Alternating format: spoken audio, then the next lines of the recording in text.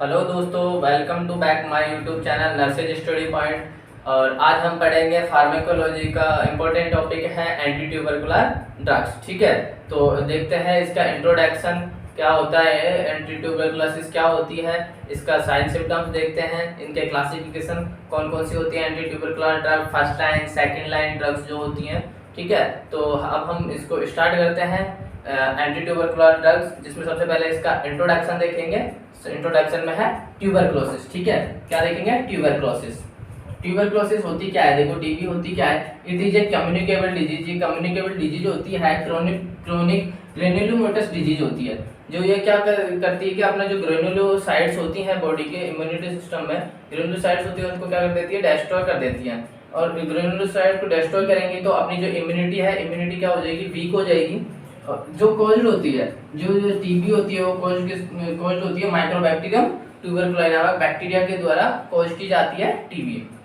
उसके बाद इसके जो सिम्टम्स हैं, टीबी के सिम्टम्स कौन कौन से हैं? लो ग्रेड फीवर आएगा, लो ग्रेड चेस्ट पेन होगा, ब्लड विद स्पूटम होगा। तो देखो, सबसे पहला है लो ग्रेड फीवर। ठीक है, लो ग्रेड फीवर आएगा, जो पेशेंट होगा उसको लो ग्रेड स्लो फीवर होता रहेगा। लो ग्रेड में रेस्टलेसनेस होगी, चेस्ट पेन होगा, उसके बाद एनोरेक्सिया होगा, वेट लॉस होगा और हीमेटोमाइसिस होगा। और उसके बाद होगा ब्लड विद स्पूटम। ये इसका मोस्ट कॉमन साइन है। ठीक है, ब्लड विद स्पूटम। उसके जो स्पूटम है, स्पूटम के साथ क्या आएगा? ब्लड आएगा। इसको आप इंपॉर्टेंट लगा लो, इसके स्टार लगा लो कि ब्लड विद स्पूटम जो है ये इसका मोस्ट इंपॉर्टेंट साइन है किसका? टीबी का, जिसको क्या बोल सकते हैं अपन? हीमेटोपटासिस बोल सकते हैं। ठीक है, नेक्स्ट है एंटी ट्यूबरकुलर ड्रग्स होती क्या है। ठीक है, तो जो मेडिकेशंस अपनी जो होती हैं कि जो टीबी के अगेंस्ट काम करती है, वो कहलाती है एंटी ट्यूबरकुलर ड्रग्स। ठीक है, तो अब एंटी ट्यूबरकुलर ड्रग्स का क्लासिफिकेशन देखते हैं, उनको कितने भागों में डिवाइड किया गया है, कैसे कैसे क्लासिफाइड किया गया है। तो उसको दो भागों में क्लासिफाइड किया गया है। ठीक है, फर्स्ट लाइन ड्रग्स और सेकेंड लाइन ड्रग्स। और फर्स्ट लाइन और सेकेंड लाइन में भी कैसे कि फर्स्ट लाइन में बैक्टीरियोसाइडल अलग है और बैक्टीरियोस्टैटिक अलग है। अब बैक्टीरियोसाइडल देखो, बैक्टीरियोसाइडल वो ड्रग्स होती हैं जो कि बैक्टीरिया को किल कर देते हैं, उनके सिंथेसिस को रोक के उनको कम कर देते हैं। लेकिन जो बैक्टीरियोस्टैटिक जो ड्रग्स होती हैं वो क्या करते हैं कि वो जो बैक्टीरियोस्टैटिक जो ड्रग होती हैं वो उनको उसी जगह रोक देती हैं, उनको आगे बढ़ उस जिस स्टेज पर होती है टीबी उसी स्टेज पर रोक देती है, उनको आगे नहीं बढ़ देती। लेकिन जबकि जो बैक्टीरियोसाइडल होती है वो उसको बैक्टीरिया को किल कर देती है टीबी के को। ठीक है, तो अब हम इनको देखते हैं, चलो क्लासिफिकेशन। ठीक है, तो देखो, दो medication are used to treat tuberculosis. वो मेडिकेशन जो ट्यूबरकुलोसिस को ट्रीट करने के काम आती है वो कौन सी कहलाती है? Tubercular drugs. ठीक है, एंटी ट्यूबरकुलर ड्रग्स कहलाती है। अब इसका क्लासिफिकेशन है, क्लासिफिकेशन में देखो, सबसे पहले फर्स्ट लाइन ड्रग और सेकंड है सेकंड लाइन ड्रग। ठीक है, तो फर्स्ट लाइन ड्रग में कौन कौन सी है? मैंने बताया था आपको, एक होती है बैक्टीरियोसाइडल और एक होती है बैक्टीरियोस्टैटिक होती है। ठीक है, तो देखो, फर्स्ट है बैक्टीरियोसाइडल ड्रग्स। बैक्टीरियोसाइडल में isoniazid, rifampicin, pyrazinamide, streptomycin. Isoniazid, rifampicin, pyrazinamide और स्ट्रेप्टोमाइसिन, ये होती हैं अपनी बैक्टीरियोसाइडल ड्रग्स। ठीक है, उसके बाद इथाम्ब्यूटोल। इथाम्ब्यूटोल कौन सी होगी? बैक्टीरियोस्टैटिक होगी। ठीक है, तो अब आगे है second line drug. Second line drug में कौन कौन सी है? कैप्रोमाइसिन, कैनामाइसिन, सिप्रोफ्लॉक्सासिन और डैक्सोन। कौन कौन सी? कैप्रोमाइसिन, कैनामाइसिन, सिप्रोफ्लॉक्सासिन और डैक्सोन। ठीक है, ये होती हैं अपनी बैक्टीरियोसाइडल ड्रग्स जो क्या करती हैं? बैक्टीरिया को किल कर देती हैं। और जो बैक्टीरियोस्टैटिक होते हैं वो कौन कौन सी होती हैं? अमीकासिन, इथाम्ब्यूटोल, इथेनोमाइड, थायासिटाजोल। उसके बाद पीएएस की फुल फॉर्म होती है पैरा अमीनो सैलिसिलिक एसिड। ठीक है, तो कौन कौन सी? Amikacin, ethionamide, thiacetazone, PAS, para amino salicylic acid. और उसके बाद होती है साइक्लोसेरिन।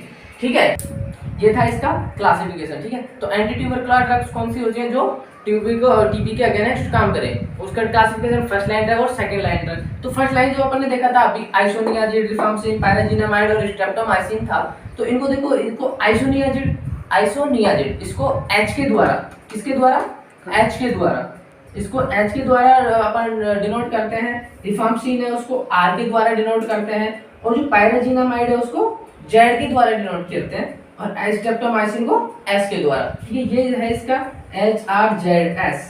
ठीक है, इसको इसके द्वारा डिनोट करते हैं और इथाम्बुटोल को ई के द्वारा डिनोट करते हैं। ठीक है, तो ये था इसका क्लासिफिकेशन एंटी ट्यूबरकुलर ड्रग का।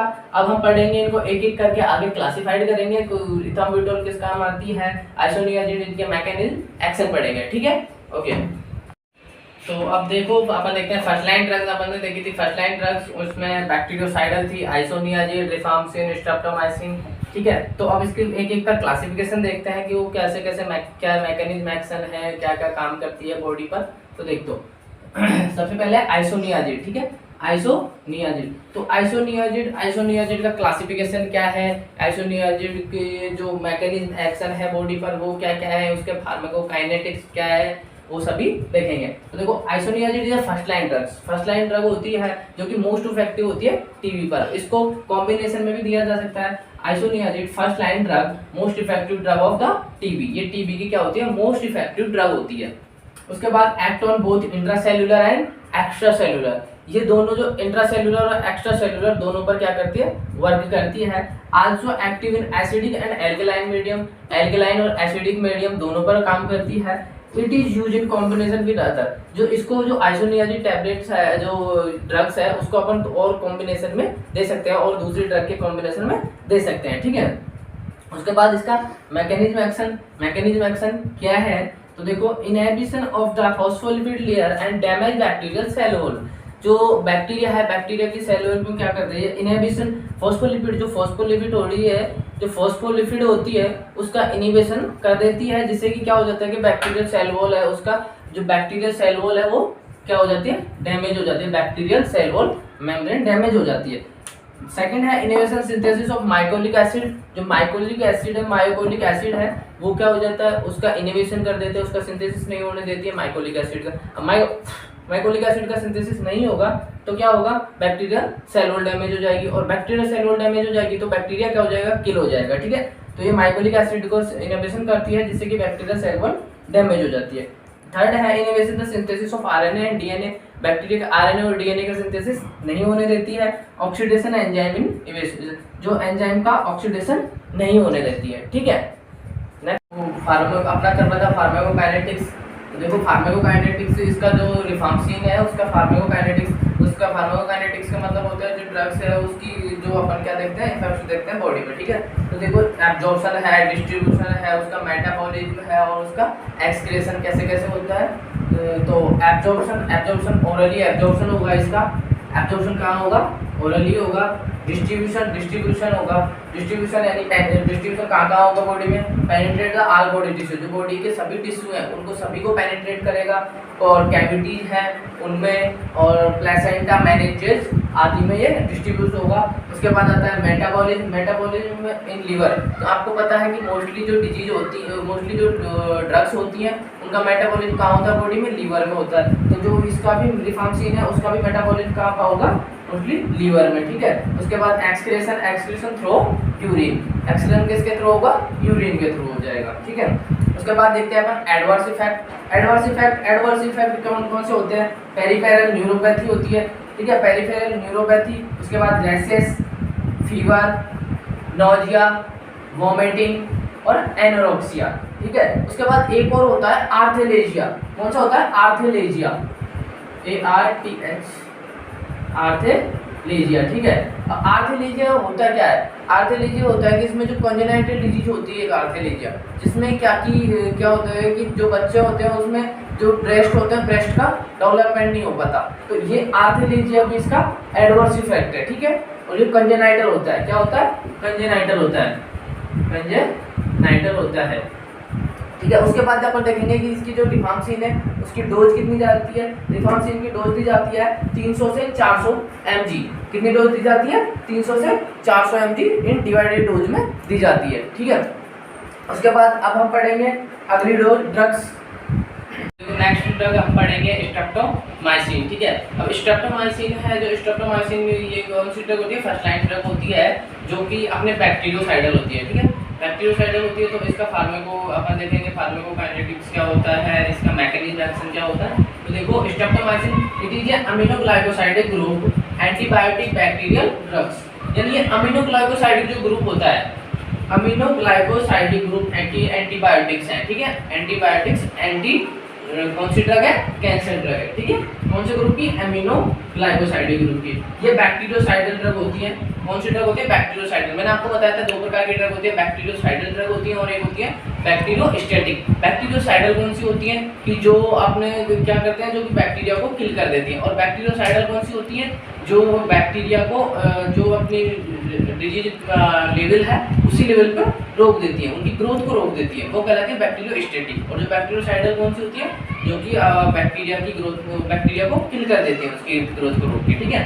तो ये कौन सी टाइप की होती है, स्ट्रेप्टोमाइसिन बैक्टीरियोसाइडल टाइप की होती है, यानी किल करने वाली होती है। Streptomycin also use number of bacterial infection, number of bacterial infection में यूज की जाती है स्ट्रेप्टोमाइसिन, यानी बहुत सारे बैक्टीरियाओं के इन्फेक्शन के लिए स्ट्रेप्टोमाइसिन यूज की जाती है, ठीक है।